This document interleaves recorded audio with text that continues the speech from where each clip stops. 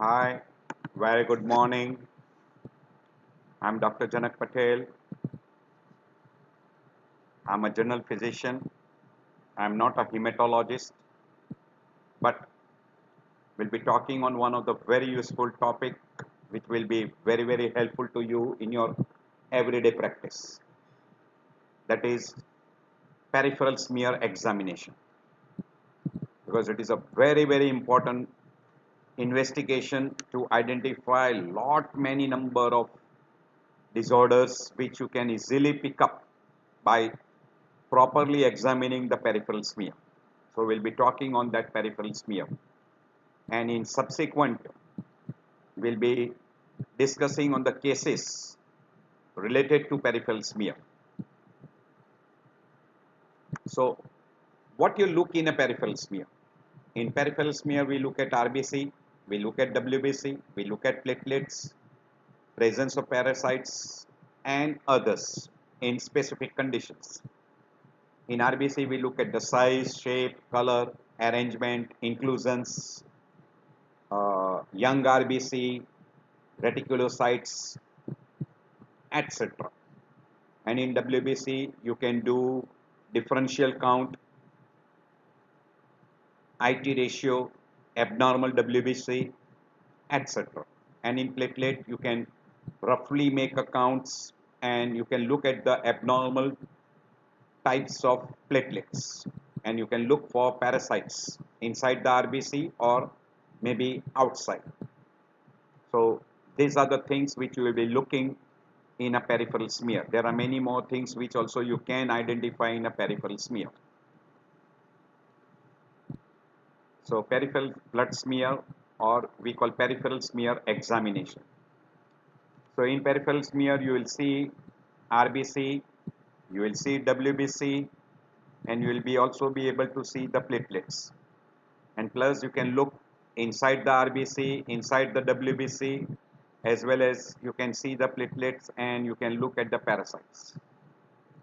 So we'll be discussing under the heading introduction, indications, what are the different types of RBC morphology, WBC morphology, platelets morphology, and parasites. We'll be discussing under these headings.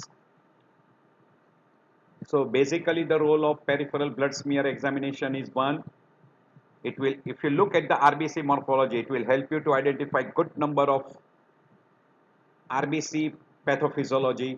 We put them under to a group of anemias.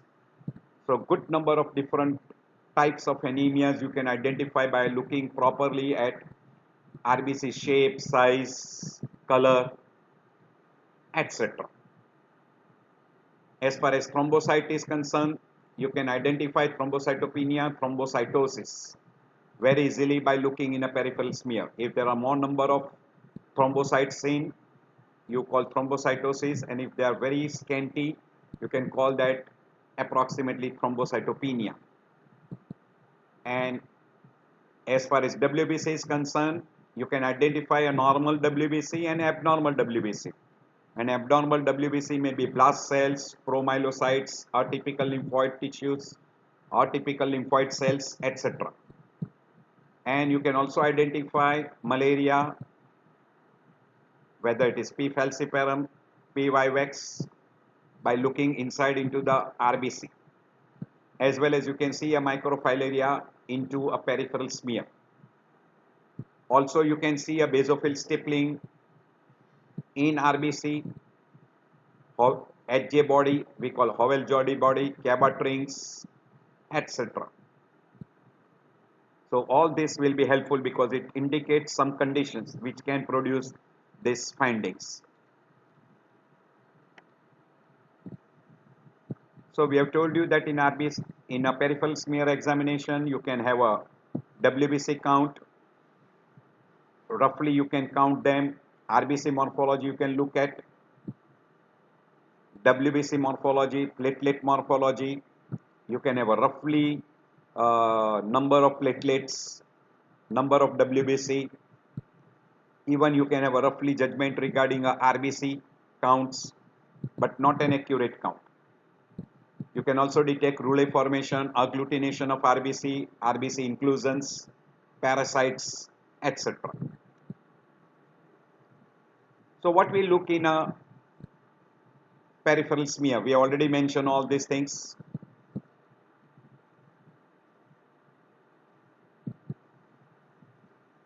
So these are the main important thing what we look for: size, color, shape, morphology, differential, immature cells of WBC, particularly blast cells, platelet morphology, parasites and other.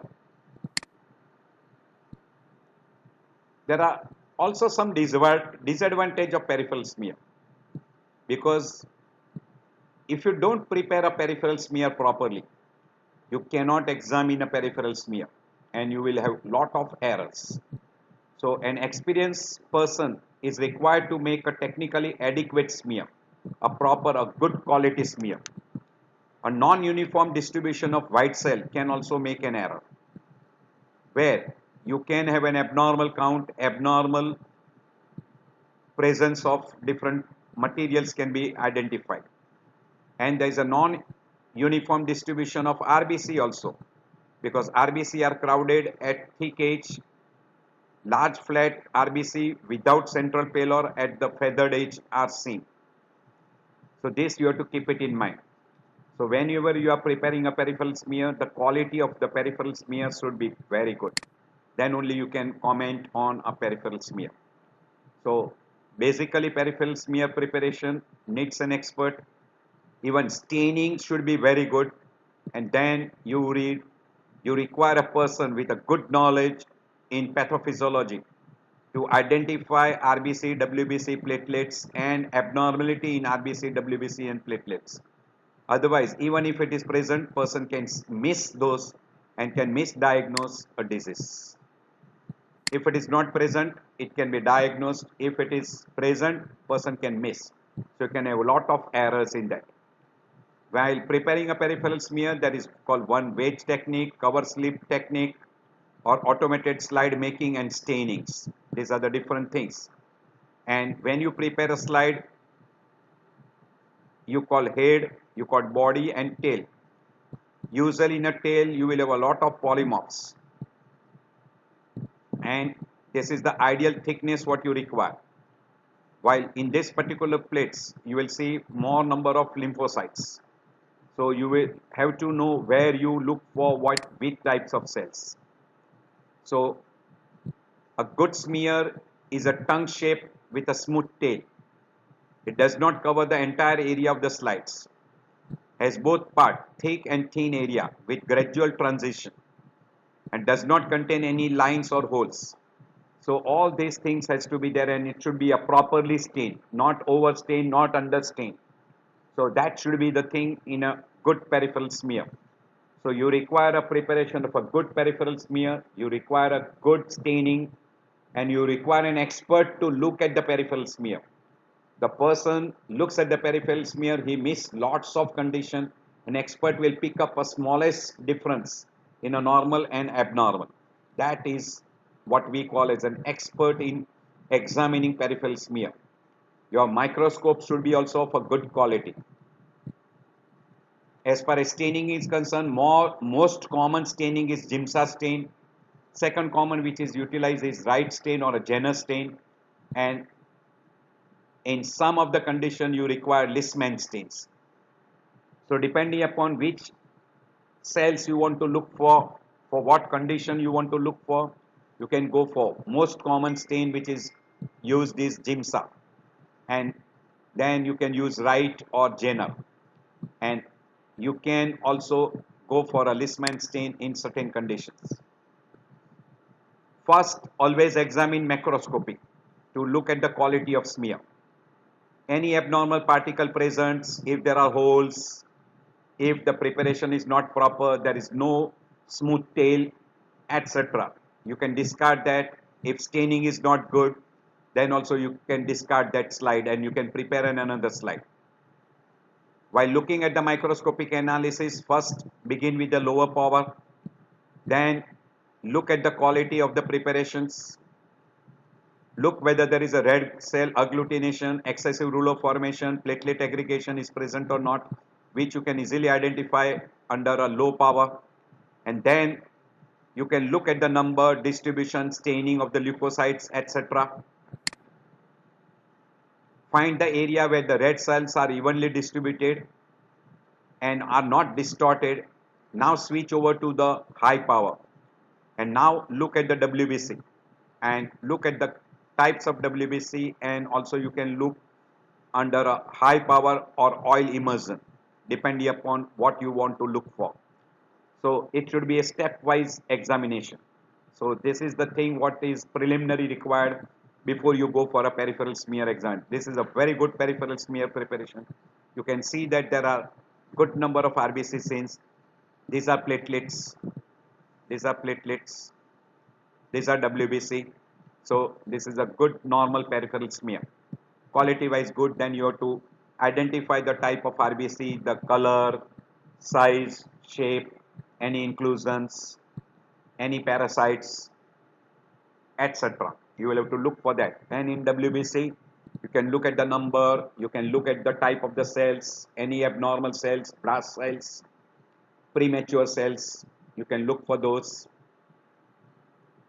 You can look for toxic granules and in a platelet numbers, whether scanty, more, or any abnormality in the platelet, giant platelet cells, etc. All those you can look in the smear. See, area too thin to examine a slide. Now this slide is not proper. Here you try to comment on an RBC, you might commit a mistakes. So it is a too thin slides. Ideally this is the base slide. You can see this is the base slide. You can see a good number of RBC. Now here you can see a less number of RBC. This is not a proper smear.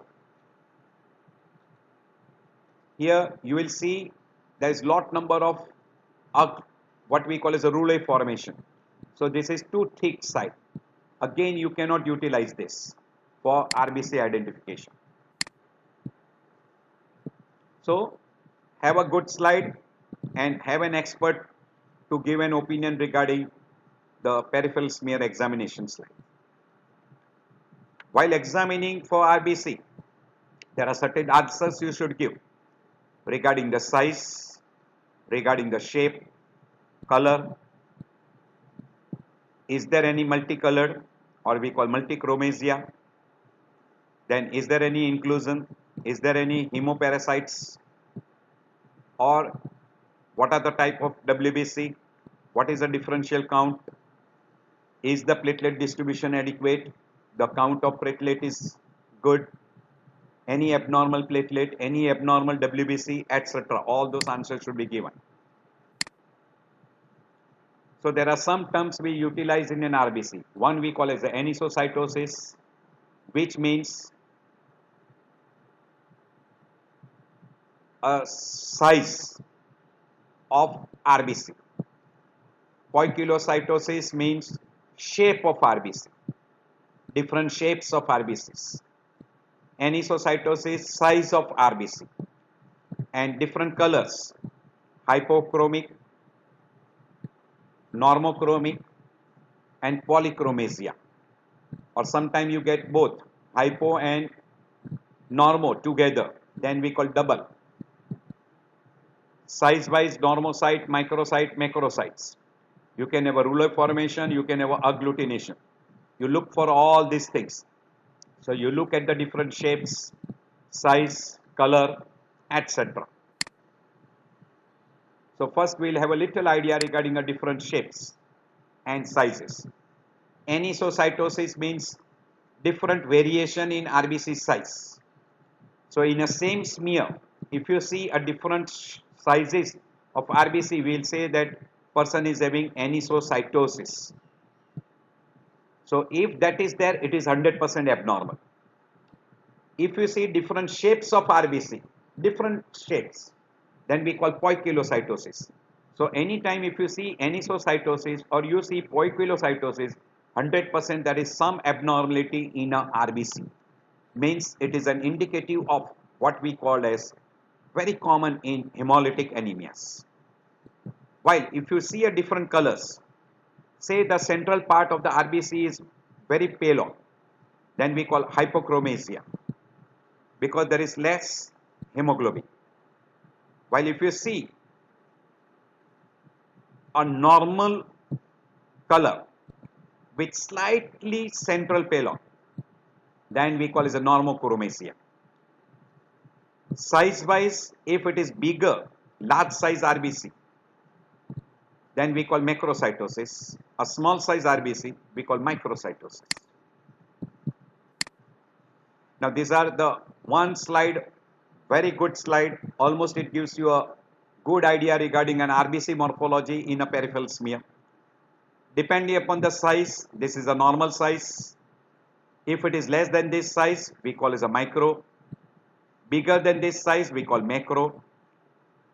It is bigger in size, but the shape is oval, we call oval macro.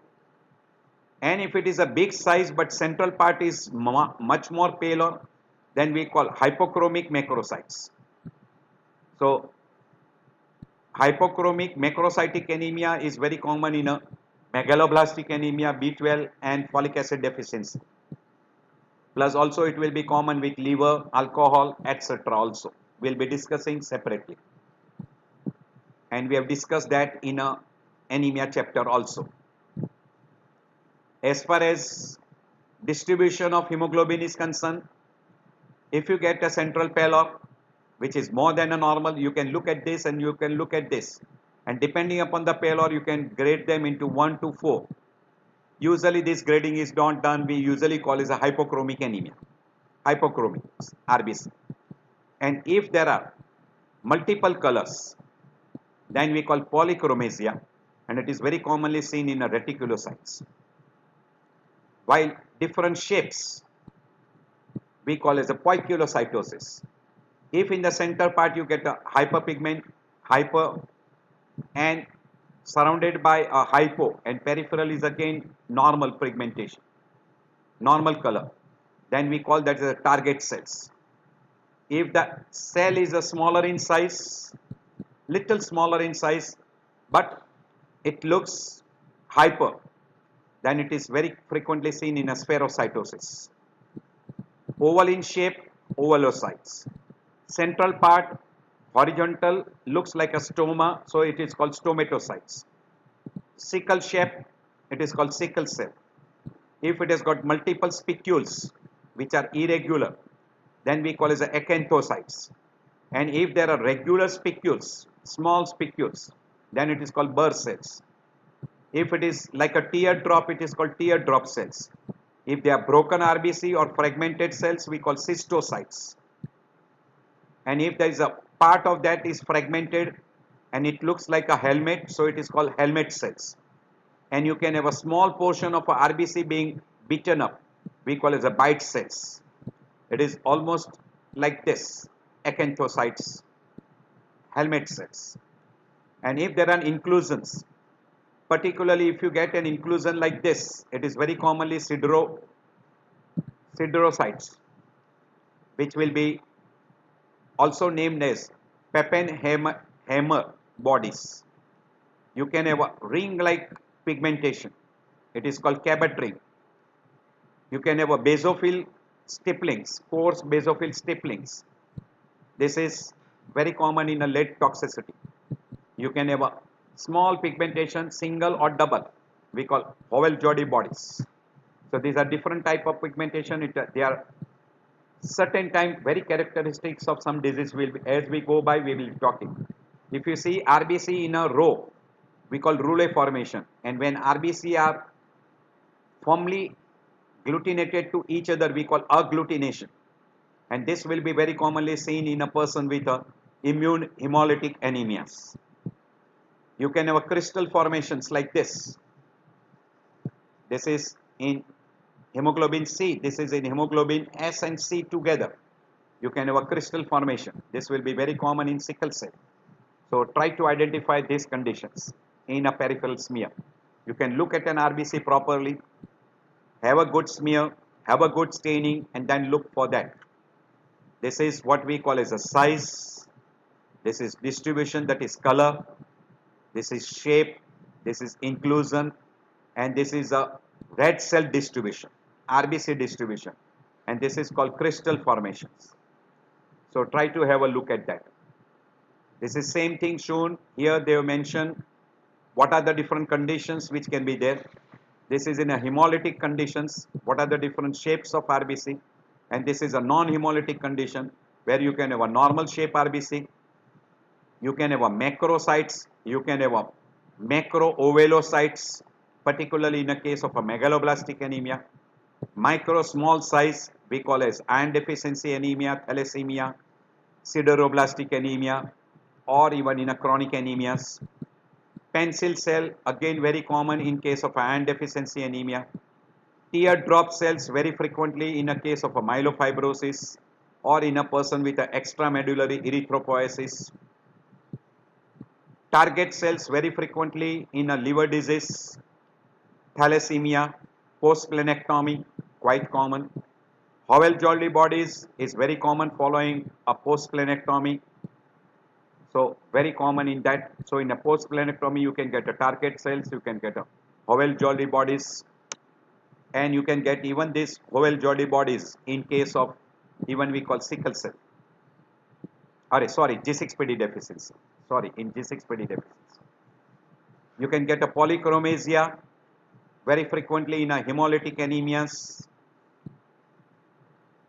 You can get a reticulocytes count very high, spherocytes where the entire you will have no central pallor and the size will be little smaller. It can be in a hereditary spherocytosis or even in a autoimmune hemolytic anemias. Ellipsocyte, ellipses, stoma, central pallor with horizontal, that is stomatocytes, very common in liver disease. Sickle cell in sickle cell anemia, fragmented cells in a microangiopathy, hemolytic uremic syndrome, also in a case of DIC, in a traumatic damage, particularly prosthetic valves, traumatic thrombocytopenic purpura, etc. You can have a blister cells, we call blister cells or bite cells, a small portion, small corner of the RBC is being beaten up, that is we call blister cell or a bite cells, very common in G6PD deficiency. And G6PD also you can get at J body, and you can get a spur cell in a liver disease. These are all the different types of cell you can see in a different disorders. Now here you can see that RBC, this is in a blood from a healthy person. You see a regular shape of RBC, regular pigmentation, central little pallor. So there is a little central pallor, while periphery it is a normal pigmentation or normal color, homogeneous color. Now depending upon the color you can divide into three: normo, hypo and hyper. Normo is in a normal person. Hypo will be there in any person who has got a decreased hemoglobin concentration. We call anemia. So that's why we always say hypochromic anemia.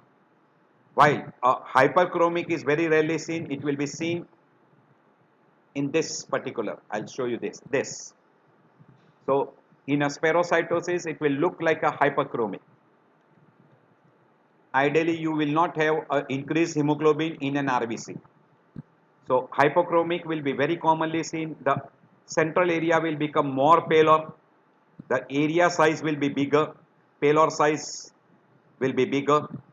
And your MCH will decrease. MCHC will be also less. And it is very commonly seen in an iron deficiency anemia and many other varieties of anemia like thalassemia also. While hyperchromic has got less central pallor. Central pallor is almost gone, and it will be very commonly seen in a megaloblastic anemia and hereditary spherocytosis. More commonly seen in a hereditary spherocytosis, where you will have no central pallor. I have already shown you one slide before. Now there is one term which is we commonly utilize, anisochromia. Anisochromia means in the same slide you see a normochromic cell and hypochromic cell together.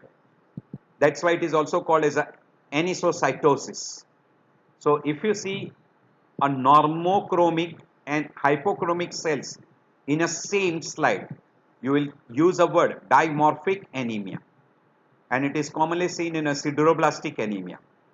also sometimes seen in an iron deficiency anemia, or a person who was having a hypochromic anemia after transfusion. In that particular person, you might see a dimorphic picture. Means you will have got normochromic cells and hypochromic cells seen in the same slide. So this is a slide where you can see a good, these are normochromic cells. These are normochromic cells. These are really close to normochromic cells. While you see these cells, these are having more central payload. So these are hypochromic cells. These are hypochromic cells. So you have got a dimorphic picture. You have got some normochromic, some hypochromic. But when you see a cell, say you see a cell like this, see these cells. Now central area of payload almost gone. Central area of payload is almost gone, and they are usually little smaller in size. That is very commonly seen in a person we call polychromasia, polychromatophilia, sorry, polychromatophilia. So if you see a cell which multiple pigmentation like this is what we call as a reticulocytes. So increased reticulocytes we will see in two conditions. Sorry. This was what we call as a polychromatophilia. So if you see these hyperpigmented RBCs, this is because of RNA residue, and that is because of reticulocytes, which comes out in a peripheral smear, and that will be classical of an acute hemolysis or acute blood loss. So two conditions will be there. You will have to differentiate those two if there is an increased retic count. So always keep this thing in mind. Anytime if you see reticulocyte count very high, look for two conditions. One, hemolysis, and second, blood loss. And that you can identify by very clearly by a good history, because history will give you an idea regarding a blood loss. And a person having a mild jaundice, hepatosplenomegaly, is having a recurrent episodes, is requiring a recurrent blood transfusion, strong family history, has got a bony changes, etc., will be more in favor of an hemolytic anemia groups. So you can see here polychromasia in spherocytosis. See this RBC. This is polychromasia. This is what we call as a WBC. This is a normal RBC, and this is polychromasia. Polychromasia. Is that clear? So this will be small RBC containing no central payload. So that is polychromasia, and that will be seen in a case of a spherocytosis. This is a normal WBC, This is neutrophil, this is lymphocyte, this is platelet, and these are the cells which are little smaller in size, no central payload. You can see a central payload here, little central payload. These are normochromic, and this looks like a hyperchromic. But these are what we call as a spherocytes, which are not biconcave. They are round shape, and that's why you don't get a central payload. And this will be characteristic of a spherocytes. Size wise, normal size, small size, big size, and if you get a different sizes, we call anisocytosis. So depending upon that, you label them as a microcytes, macrocytes. So microcytes is very frequently seen in an iron deficiency anemia, thalassemia, and sideroblastic anemia. Also you can see in a chronic diseases or chronic inflammatory diseases. So in those conditions you will see microcytes, while macrocytes, the size of the RBC will be bigger. It will be very classical in a megaloblastic anemia, that is a B12 and folic acid deficiency.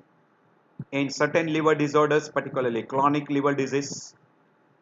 In some cases of aplastic anemia, alcohol excess, a chronic alcoholic, and rarely in a person who is under the treatment with hydroxyurea. Sometime in a case of a diabetes mellitus and obstructive airway disease.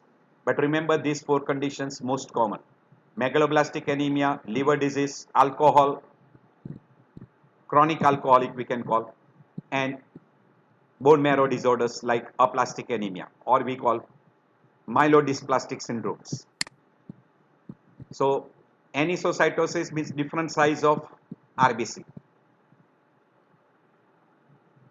different size, not shape, different size.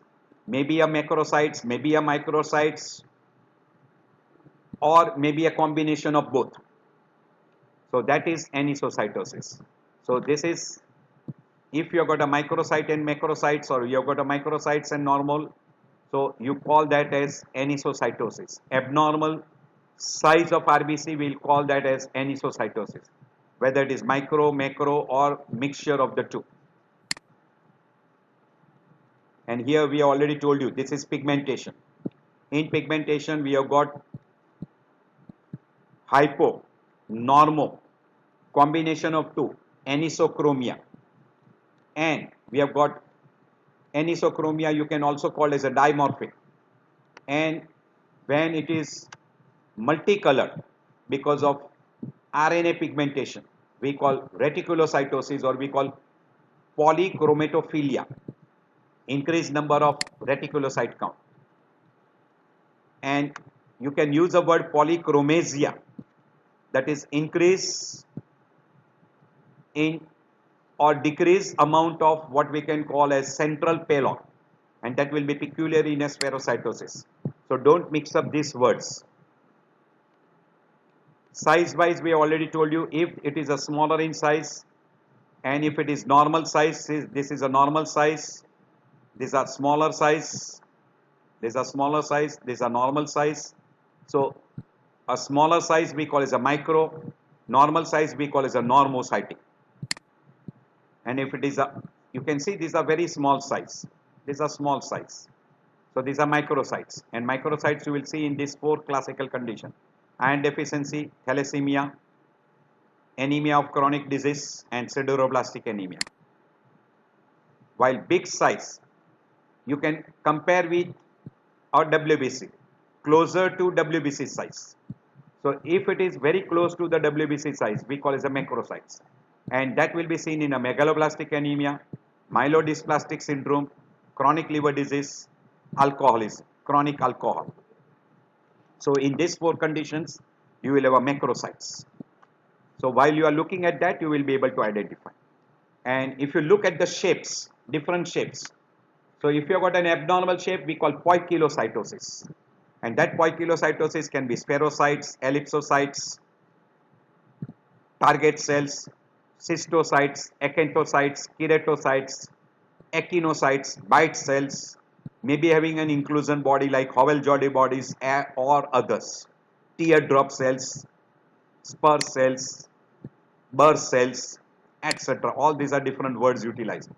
So spherocytes, ovelocytes or elliptocytes, leptocytes or platycytes, acanthocytes, which has got a small spicules, we call as a spur cells, megalocytes or megaloovelocytes, stomatocytes, cystocytes, broken RBC or we call helmet cells, poikilocytes, then dacrocytes, tear-shaped cells, rouleau formation, agglutination, all these are different shapes of RBC.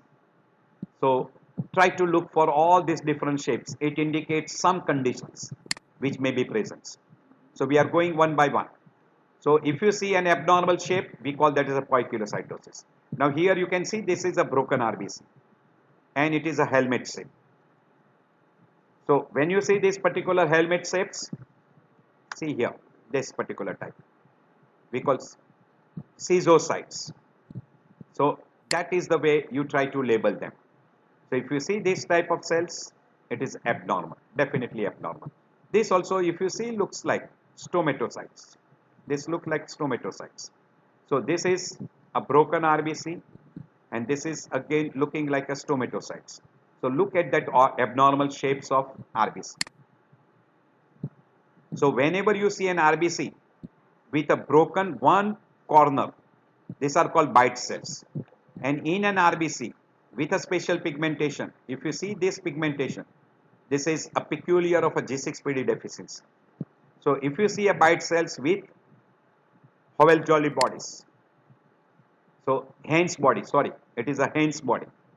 So that is in a G6PD deficiency, very characteristics. So look for that. These are called bite cells, and this is called Haynes body. Haynes body, peculiar of G6PD deficiency. If you see a ellipse shape RBC, it is called ellipsocytes. It will be very commonly seen in an iron deficiency anemia, myelofibrosis, megaloblastic anemia. Sometime also you can see in a sickle cell anemia. But this is not very common. This is not very common. Sometime you can see in a hereditary variety also. We call that as a hereditary ellipsocytosis. But once in a while you can see in a myelofibrosis and megaloblastic anemia. Once in a while in a sickle cell anemia also. So these are ellipsocytes. You can see the shape of RBC. So ellipsocytosis you can see in that, and also in a megaloblastic anemia, B12 and folic acid deficiency. Hereditary ellipsocytes or in a megaloblastic anemia, quite common. If you see a round shape, small, little smaller in diameter, no central pale area, then think of spherocytes. You can see that in hereditary spherocytes. And one another condition which is a very close differential diagnosis of hereditary spherocytes is autoimmune hemolytic anemias, and very rarely in a physical or chemical injury, very rare. But if you want to differentiate hereditary spherocytosis from autoimmune hemolytic anemia, do Coombs test, direct and indirect Coombs test.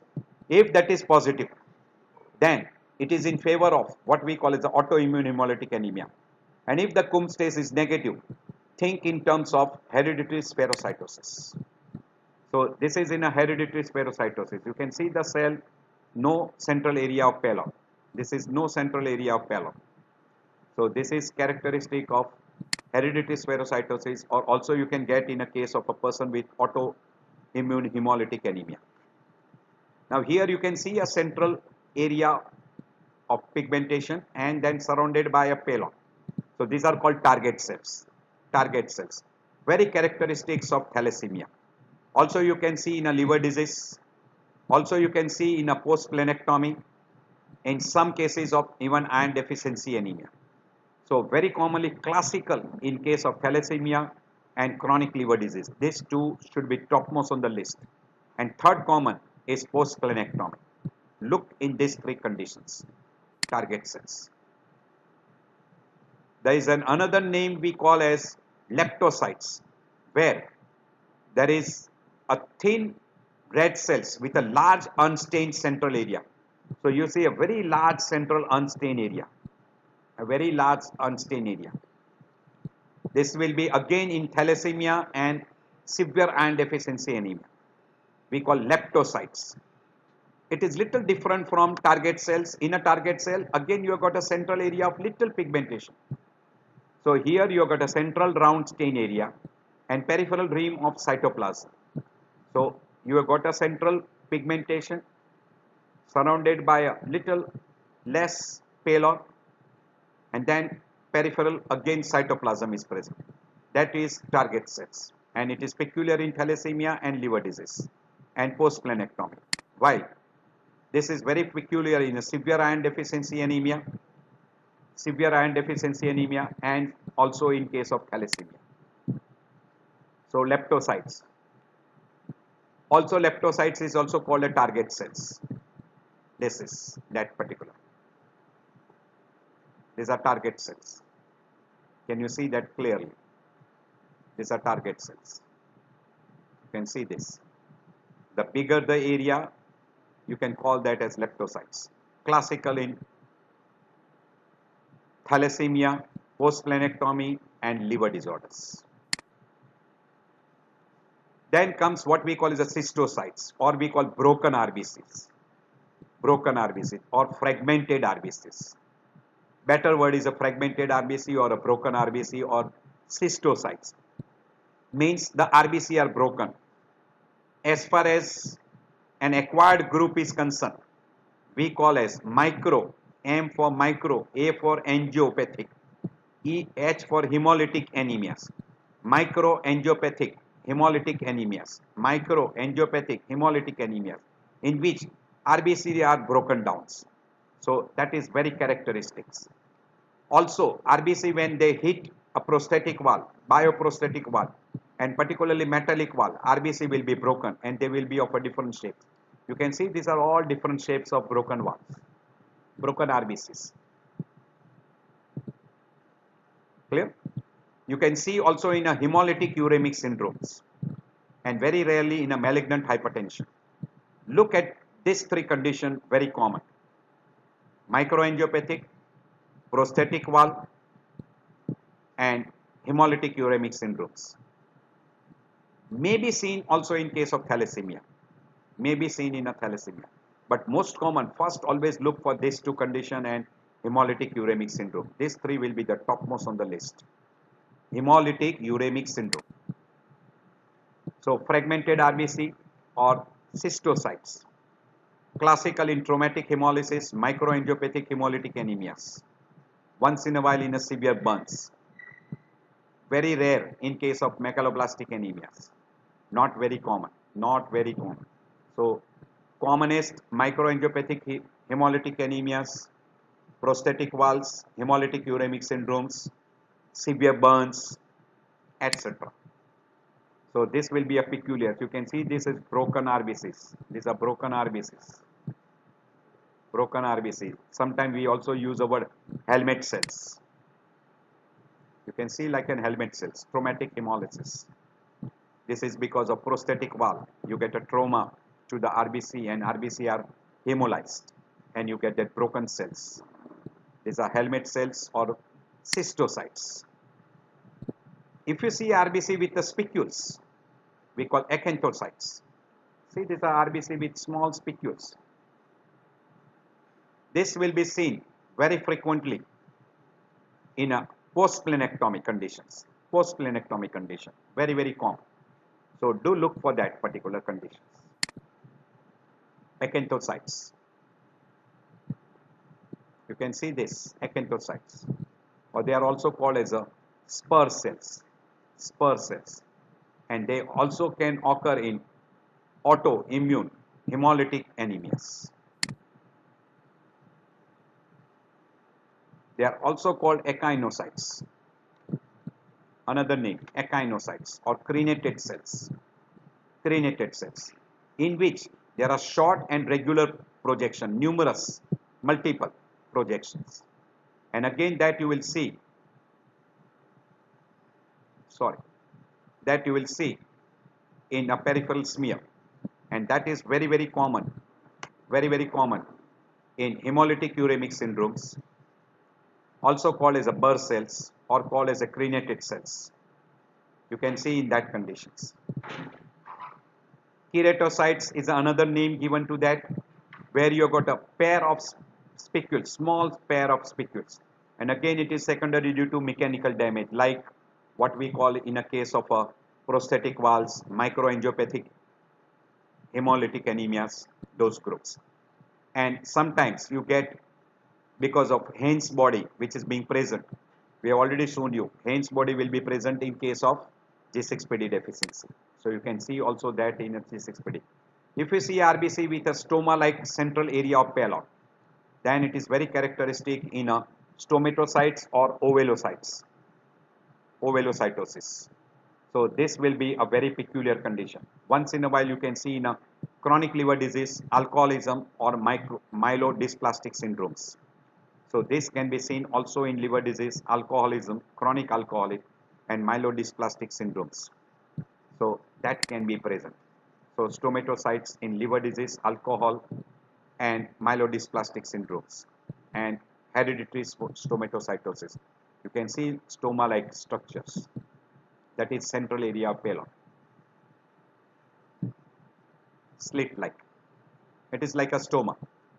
Sickle cells are also called as a drepanocytes. So you get a shape like sickle.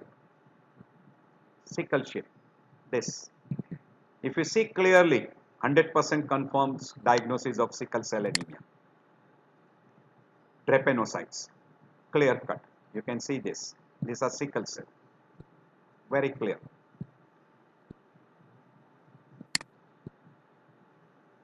If you see a teardrop cells, it will be seen in a myelodysplastic syndrome, or we call myelofibrosis, once in a while in thalassemia. Thalassemia. It will be mainly in a bone marrow disorders. Bone marrow disorders. You can see a teardrop cells. Can you see these teardrop cells? Very peculiar. See these teardrop cells. Clear. Very, very clear. Teardrop or necrocytes. You can see in a myelofibrosis, occasionally in thalassemia. Not very common. Not very common. Again, I am showing you that. Not very common. Myelofibrosis is much more common. And then second cause you can keep is thalassemia. These are all bone marrow disorders. In a bone marrow disorder, first rule out bone marrow disorders, and second possibility you can put is thalassemia. If you see a target cells, think of thalassemia. Now inclusion bodies in RBC. HJ body, or we call as a Howell-Jody bodies, basophil stiffening or Pappenheimer bodies, Haynes body, some crystals, Cabot rings, or you can see a nucleus inside the RBC. So these are the different inclusions which you can see in an RBC. Each inclusions has got interpretation. So we'll be going through that. When you see an HJ body, one single small pigmented part. Now, if you want to go through, that is because of DNA, basophil is because of RNA, nucleus is because of DNA. So that is, and these are because of other hemoglobins, crystals like hemoglobin C, etc. Haynes body is because of denatured hemoglobins. So that can be seen. Cabot ring is because of mitotic spindles, remnants. So those are the inclusion parts of containing different material, DNA, RNA, maybe because of iron pigmentation, that is in Pappenheimer bodies. So that we call as the HJ body. And that will be very commonly seen in a person after splenectomy. Very, very common after splenectomy. Once in a while you can see in a case of a megaloblastic anemias. If you see multiples, it is more in favor of megaloblastic anemia. If you see one single, it is more in favor of post-splenectomy, megaloblastic anemia, and sometimes in some rare conditions of hemolytic anemias. So this is single. This is single HJ body. So it will be more in favor of post-splenectomy. It is a nuclear chromatin which is present. Basophil stippling is this basophil stippling. It will be very common in what we call as a, it is also polychromatophilia because of what we call as reticulocytes. But pore stippling, basophil stippling will be very common in a late toxicity, and not very common in thalassemia, megaloblastic anemia, liver disease. These two conditions you may remember. But the first possibility rule out late toxicity. Basophil stippling, very clear. So that will be very common in what we call as the late poisoning. And you can see in a reticulocytes, increased reticulocyte production. And that is because of presence of RNA remnants. And this core stippling you can get once in a while in a megaloblastic anemias. Pappenheimer bodies will be seen like this, maybe single or maybe multiples, small inclusion. They are smaller than Howell-Jolly bodies, and they will be seen in a sideroblastic anemias. It is because of hemosiderin pigments. It is because of hemosiderin pigment. So it is a very characteristic in a sideroblastic anemias, and also can be after splenectomy. It can be also seen in a myelodysplastic syndrome, not very common in that particular group. Then comes a Haynes body, one single small, very common in G6PD deficiency. Very, very common in G6PD deficiency. Cabot ring, this ring shape, this is very common in pernicious anemia, and lead toxicity or lead poisoning we call. Cabot ring. So basophil stippling and Cabot ring characteristic of a lead poisoning. Also you can see Cabot ring in a case of a pernicious anemia. Then there is something called as a Plager-Huet anomaly. This Plager-Huet anomaly is a inherited conditions. You will see in a neutrophils. This will be seen in a neutrophils very frequently. So there is a small band here. So that is there very frequently seen in a neutrophils. Maybe normal with a normal WBC count. Sideroblast very frequently seen in a sideroblastic anemia, and it is because of the increased iron pigmentation, also called as Pappenheimer bodies. May be seen also in a case of what we already told you, post-splenectomy. We already shown you cystocytes. These are malarial parasites which are seen in an RBC. These are because of malarial stipplings. These are called rouleau formations. Rouleau formation. This is because of elevated plasma fibrinogen or globulin levels, or also maybe in a dyslipoproteinemia. Agglutination will be very commonly seen. Clumps of RBC, autoimmune hemolytic anemias, and sometime in a macroglobulinemia, globulin level being elevated. Anemia plus leukocytosis, bacterial infections, myelodysplasia, or parasitic infection. If neutrophils are elevated, bacterial infection. Monocytes are elevated, myelodysplasia. Eosinophils are elevated with anemia, parasitic infections. Anemia with leukopenia, opposite of leukocytosis. Bone marrow suppression, hypersplenism. And in case of a B12 and folic acid deficiency, because they will very frequently lead to bone marrow suppression or bone marrow failure. Anemia with thrombocytopenia, again because of a bone marrow suppression, hypersplenism, and B12 and folic acid deficiency, because they will end up finally with a pancytopenia. Anemia with thrombocytosis in presence of infection, essential thrombocytosis, myelodysplastic syndrome, and sometimes odd condition like iron deficiency anemia. Pancytopenia very frequently in aplastic anemia, and second common think in terms of hypersplenism. Do rule out hypersplenism. So this is a summary of anemia, what we come across. If hemoglobin is low, you make a diagnosis of anemia. All anemia are not iron deficiency anemia. Hence, do not start on iron therapy straightforward. Try to confirm the diagnosis. Is anemia because of any other conditions? No doubt the iron deficiency anemia in India is the most commonest condition which will lead to anemia. But do not start without thorough investigation. So look at the hematocrit, look at the RBC count, look at the MCV, MCH, and try to identify microcytic, microcytic hypochromic, normocytic hypochromic, macrocytic hypochromic types of anemias. You can differentiate those. Look at the reticulocyte count. We already mentioned. If reticulocyte count is very high, that is more than 2.5%, then it is in favor of hemolysis or it is in favor of an blood loss, acute blood loss. So that will be that group. And less decrease can be microcytic anemias or can be anemia because of macrocytic groups, that is B12 and folic acid deficiency groups. Look for blood loss, acute, chronic or occult blood loss. If bone marrow is hypoproliferative,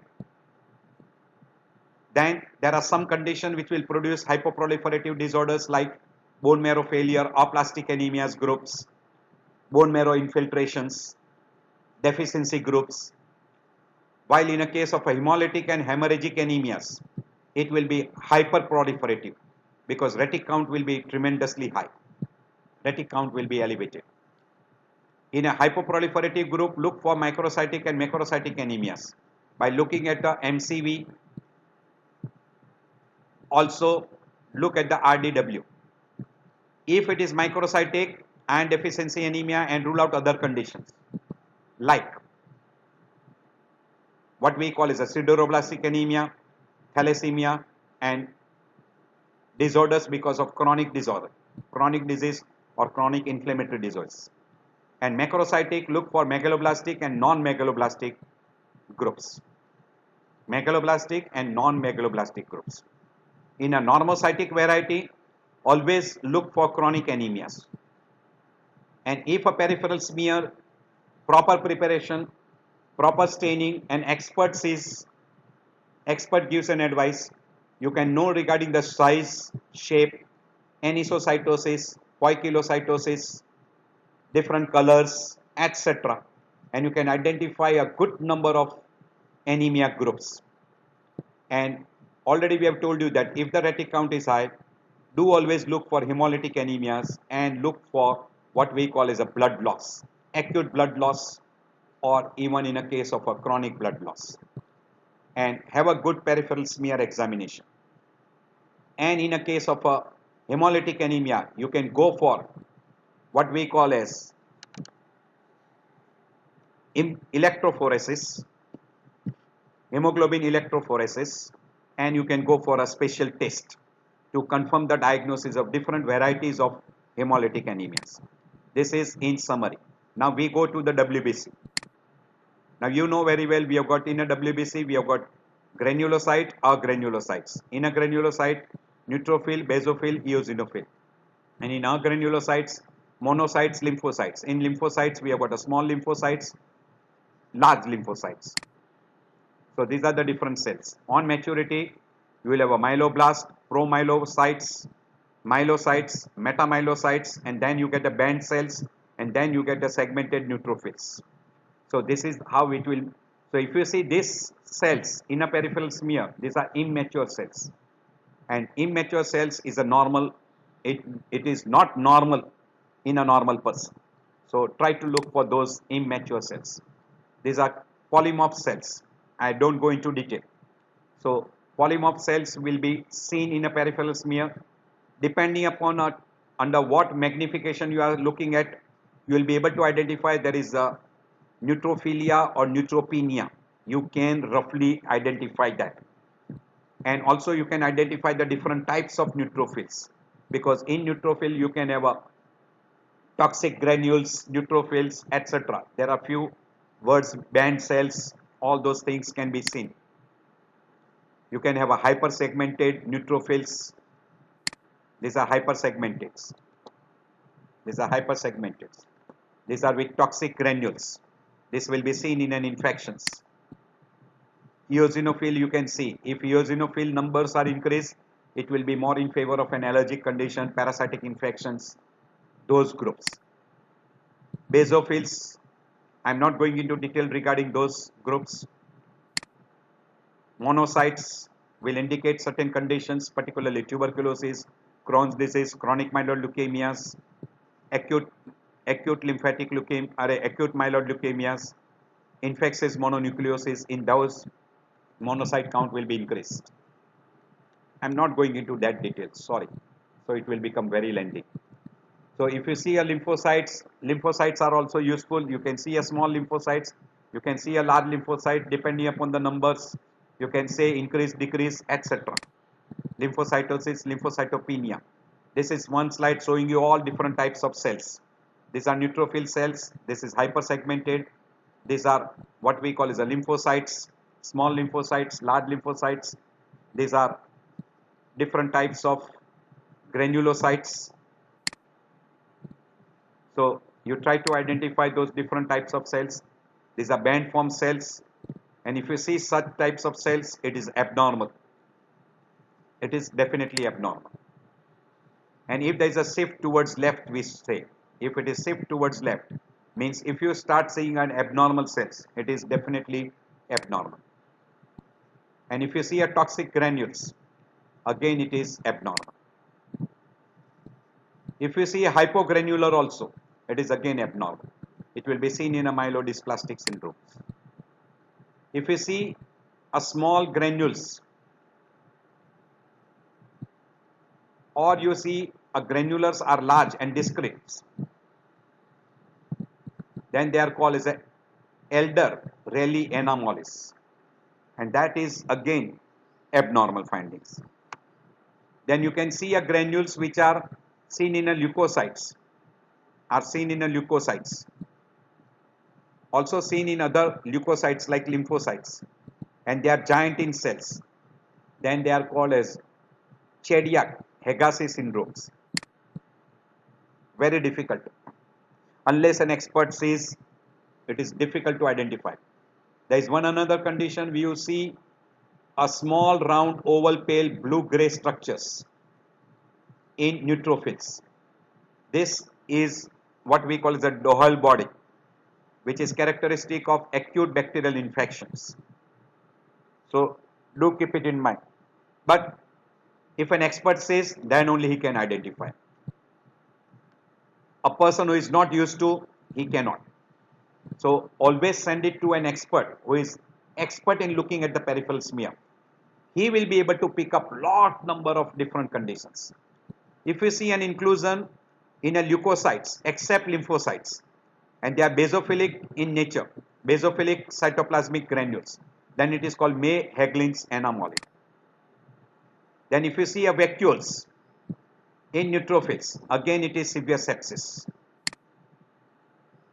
If you see a hypersegmented nucleoli, hypersegmented this in a neutrophil, it is in suggestive of uremia, iron deficiency anemia, a person who is on a cytotoxic therapy, a person who is on a hydroxycarbamide, etc.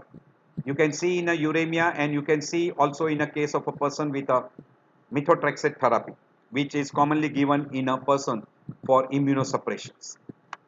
This is pleasure hued cells, where you see a typical cells, typical nucleus, and that is a benign inherited condition. There is a pseudo pleasure cells, pseudo, not classical like this. Then this will be seen in acute myeloid leukemia, myelodysplastic syndromes. So again, an expert has to give an opinion. So whenever in a doubt, ask for an expert opinion regarding peripheral smear. If you see pycnotic neutrophils, or we call apoptosis, small number of dead or dying cells normally being found in the peripheral smear, and that will be again abnormal. There is something called as the Tuck cells, which are immunoblasts. They are transformed lymphocytes, and it is commonly seen in bacterial and viral infections. Looks like this. These are reactive lymphocytes, which will be seen in a mononucleosis, very commonly seen in a viral infections. If you see a blast cells, lymphoblast, it will be seen in a malignant lymphoid tissue cells, and it will be seen in a chronic lymphatic leukemias. And if the number of the blast cells are more, it will be acute lymphatic leukemia. So this is a bone marrow slides. I'm skipping over this. This is a hemolytic anemia, bone marrow. As far as platelet is concerned, roughly by looking in the peripheral smear, you can have a rough count of platelets, but it is not an accurate method. So looking at the number of platelets, you can say a platelet count is normal, high, or decreased. So even a morphology you can add. This is a giant platelet. So you can see a giant platelet in Bernard-Soled syndrome, Alport syndrome, storage pool disorders, etc. So this will be in that. Thrombocytopenia and thrombocytosis I am not discussing at present. If you want to look at the peripheral smear for parasites, you should have a thick smear and thin smear, and staining should be done by Leishman stains. And then you look at the peripheral smear. You can identify trophozoite, you can identify schizonforms, and you can identify gametocytes of P. falciparum as well as P. vivax. This will be seen inside the RBC. Schizon form, this is a trophozoite form, this is a gametocyte forms. These are all the different shapes. This is in P. vivax, this is in P. falciparum. an expert has to identify that on a peripheral smear. This is P. falciparum, banana shape. It is called banana shape or a crescent shape, very peculiar. And this is a typical shape, typical ring shape, a trophozoite form in a P. falciparum. This is double chromatin material, which can be seen again in a peripheral smear. This is that Sezon form. This is trophozoite form, ring form. This is Leishmania donovani in a leishmaniasis. We call Kala-Azar. This is Trypanosomia, which will be seen in an African variety. It is called Trypanosoma brucei. This, while this is seen in an America, it is called Trypanosoma cruzi. This is microfilaria. So I end my lecture here. I hope if you go through again and again, you will be able to identify good number of condition on a peripheral smear. You may not be able to pick up, but let an expert give an idea. And if he has given any opinion regarding an abnormal shape and size of RBC, abnormal WBC, abnormality in platelets, parasites, etc., it will be very useful to you for identifying good number of condition in peripheral smear. So do look at that. So I end my lecture, and subsequent lecture we will have on cases related to where you look in a peripheral smear and try to identify the conditions.